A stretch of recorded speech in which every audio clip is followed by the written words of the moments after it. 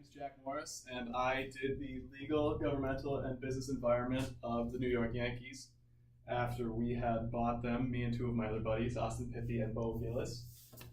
So to start off, the legal environment, I'm going to talk about a couple lawsuits could have possibly been or that have been brought up to the Yankees in the past decade. The first one happened just a year ago in 2017 when third baseman Todd Frazier hit a line drive that hit a 2-year-old in the face. And it was along the third base line, and she suffered a broken nose and several facial fractures that caused her eyes to swell up.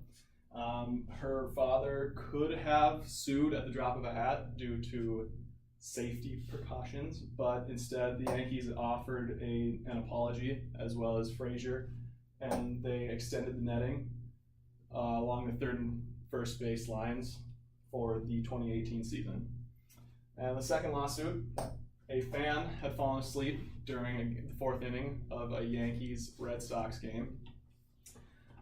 The two announcers had said that he was oblivious for falling asleep during the fourth inning of the game, which caused him to sue the two announcers on ESPN, and the Yankees for a collective amount of $10 million.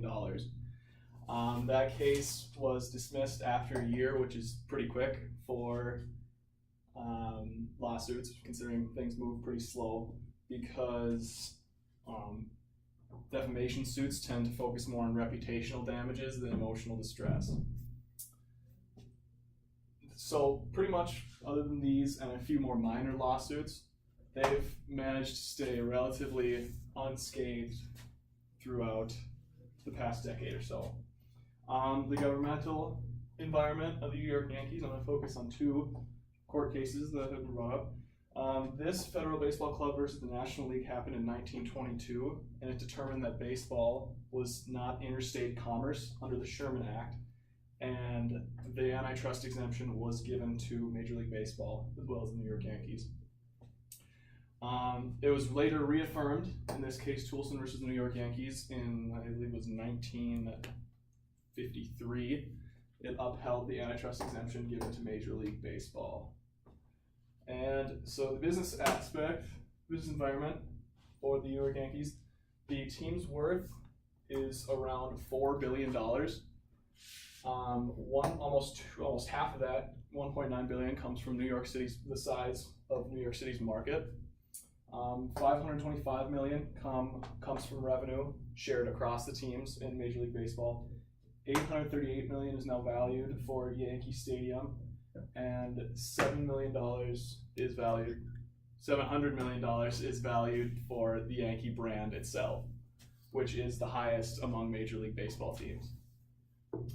When we talk about revenue has risen from 2001, it was in $215 million to just under $620 million in 2017. And so I believe that the Yankees we will continue to bring immense amounts of success as well as financial success to the team as well as New York City community as a whole.